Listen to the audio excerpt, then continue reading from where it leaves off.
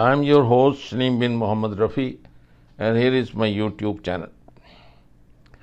With a very deep hurt and sad heart, I am actually talking to you.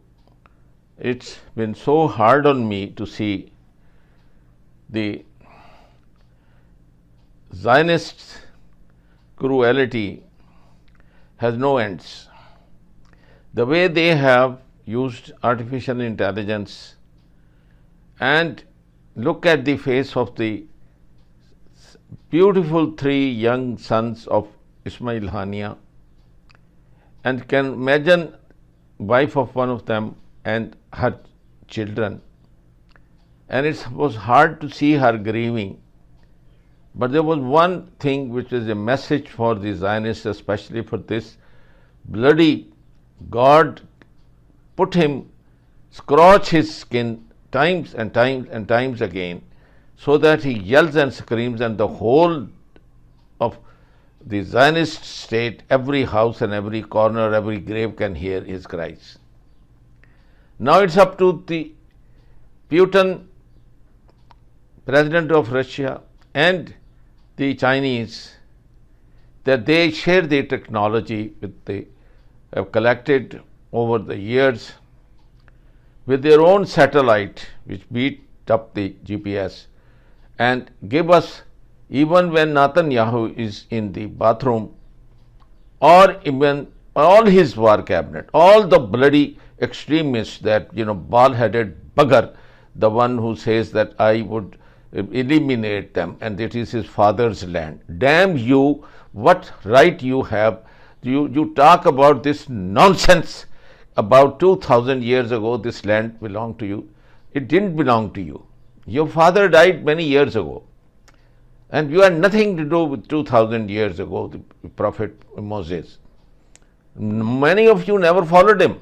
Many of you mocked at him. Many of you just said, and you actually faced God with all your mockery and all your, I can say, the stupid, rude behavior that tell us what should be the age of the cow, what should be the color of the cow, how should it look like, should it have any spot, should it been used and to plow the field.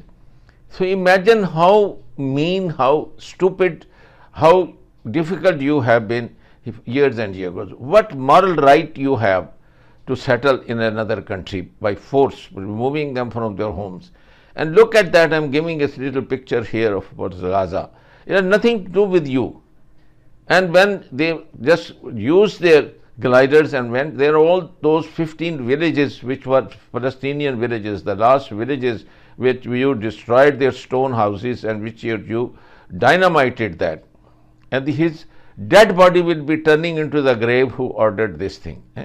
This was a beautiful passage, and with the harmony, all three religions lived there in peace. And look at that, you devil, Iblis, and look at your face and kill yourself. Strike your head. Hitler shot him in the head himself and committed suicide. All of you, your whole war, council, and even every person in Knesset or Israel who at the moment support this genocide, they should just go to bed and they take pills and they commit suicide. That is the only way to get this menace and dirt out from the planet and have peace in this world. By killing Hanyas, Ismail Hanyas, and look at the face. Look at his face. And I think that should be enough for you to kill yourself, because he is not crying. He is not like you cry like a woman, or your soldiers cry like a woman when they see Hamas. So that should show you the people you are facing them for the first time in life. And that's what's going to happen to you, that how you're going to be eliminated, you can never imagine. I am not talking about the empty rhetorics of the Iranians. You have to be dealt with by these people who are really freedom fighters. And damn hell, whatever you want to call, you call them, but they will get their land every inch liberated from you and put you in their boats and sink in the sea, and die there forever. And this is the punishment to you which you are going to have by killing his 3 sons. And you say they were the army in the army.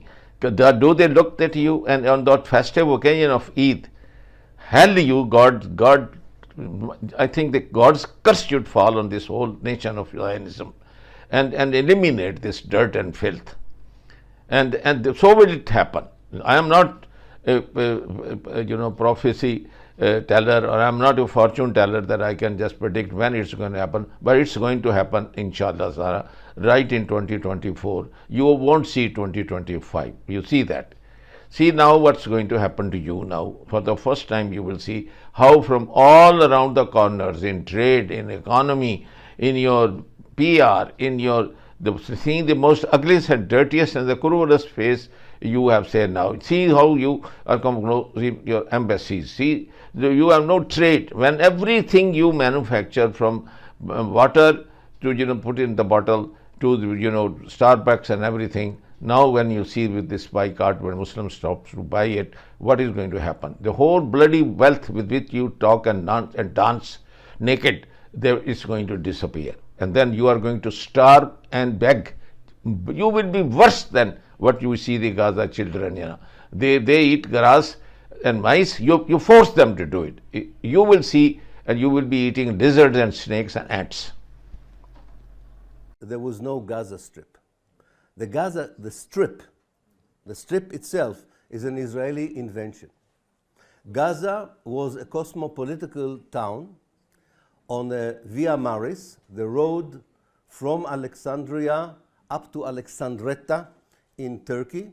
And because it was the main road on the sea, many people from different countries and cultures passed through Gaza and left an impact that turned it into one of the most cosmopolitical towns before 1948. It also had a very good system of coexistence between Muslims, Christians, and Jews. Just recently, a friend of ours found an interesting declaration in 1905 by the 3 heads of the religions in the city of Gaza,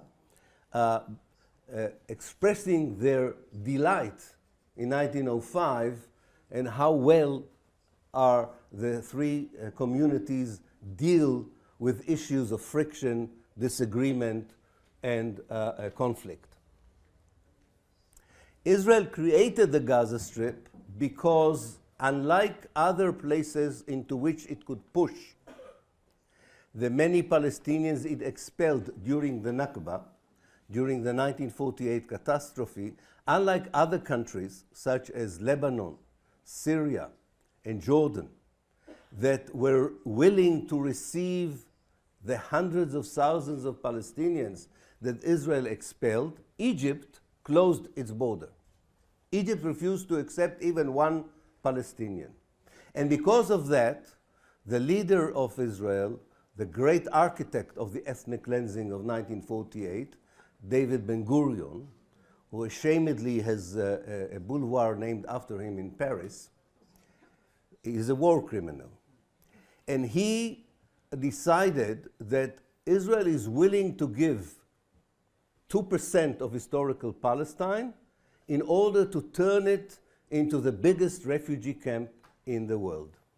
And that's how the Gaza Strip was created, by the Israelis as a kind of rectangle, a structure, a geometric kind of structure, into which Israel pushed the Palestinians from the central of Palestine and from the south that Egypt was unwilling to accept.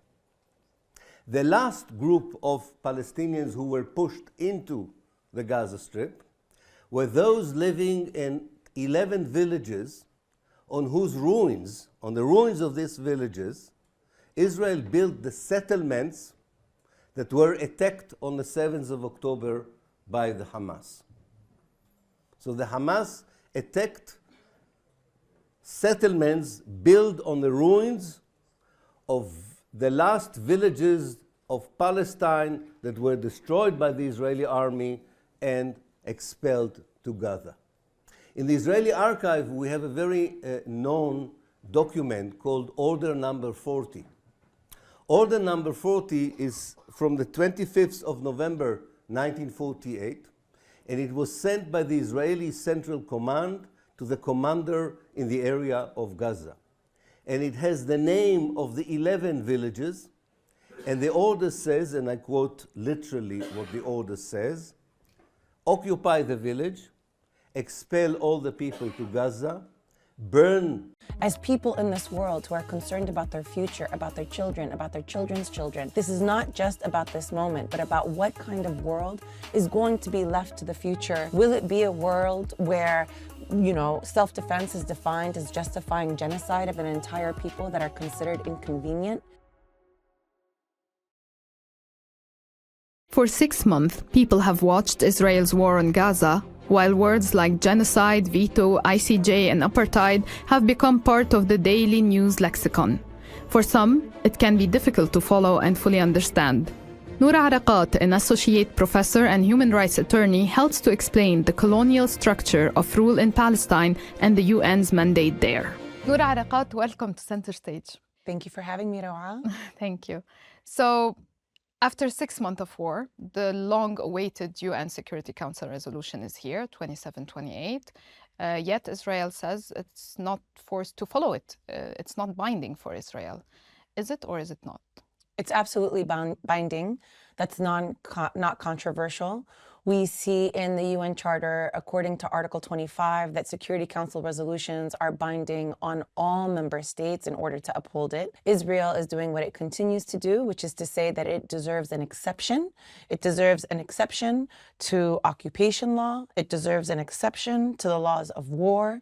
It deserves an exception to the prohibition on genocide in order to fulfill what it considers its cause of maintaining Zionism by absolute coercive force against the will of the international community and in what we see as continuing crimes against all of humanity. Now, what I think there's been a tremendous amount of focus on, is it binding, is it not binding, because the US tried to assert this as well in its miraculous abstention from the Security Council resolution.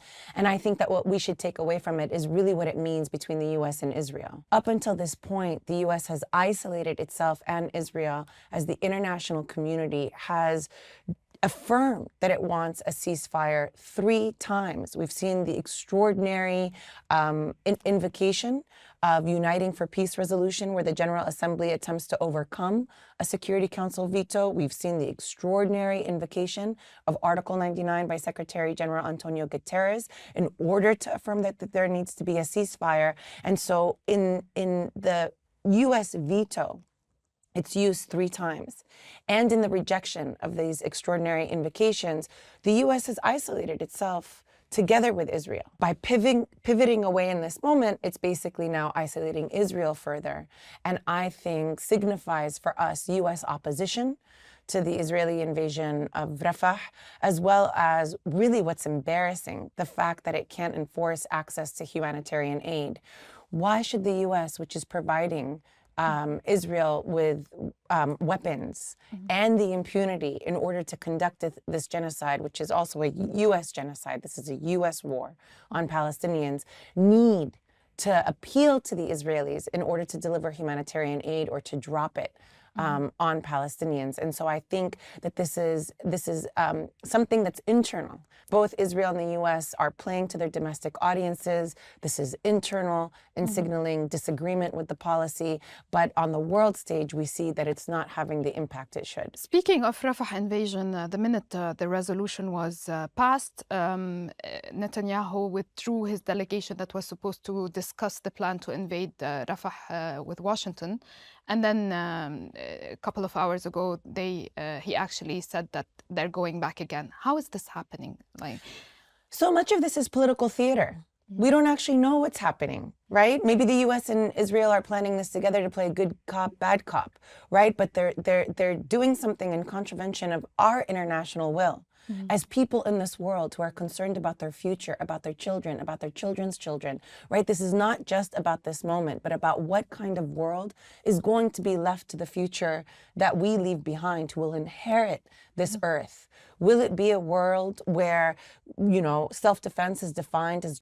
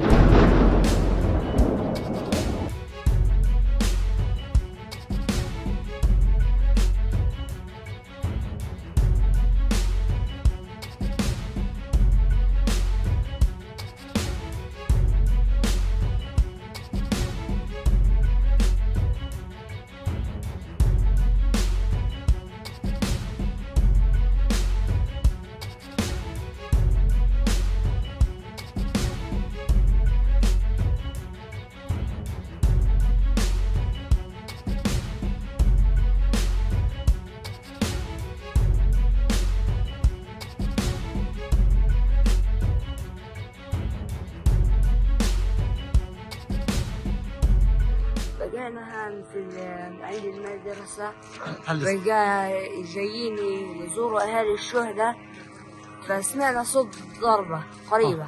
خرجنا للمرة، لقيت أولاد عمي أبو العبد هنية مرميين هان وأحفاده جثث أشلاء بعد استهداف هذه السيارة ومن فيها ب3 صواريخ زنانة من جيش الدفاع.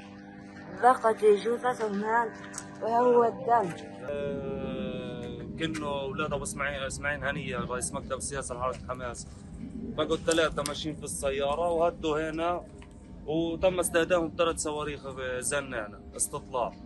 وبقى أولاد أبو العبد ال3 أولاده ال3 برضه والسواق منهم، وكلهم أشلاء، يعني حتى أشلاهم لقيناهم في دارنا، إيد لقينا ورجل، وين ما بدك تطلع بتلاقي أشلاء.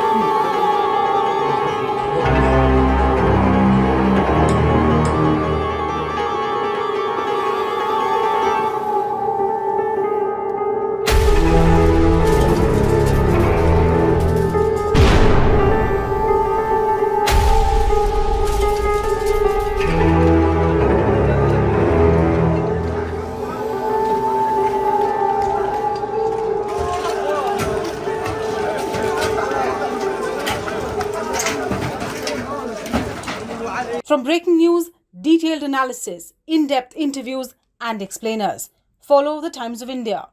Subscribe to our YouTube channel. Don't forget to like our videos and hit the bell icon to stay updated with the latest.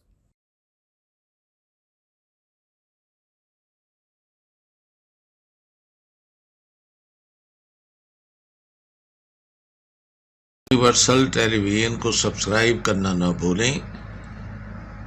उसके बाद bell button पे click करें और अपने comments के section में अपने कीमती जो ख्यालात का इजहार ज़रूर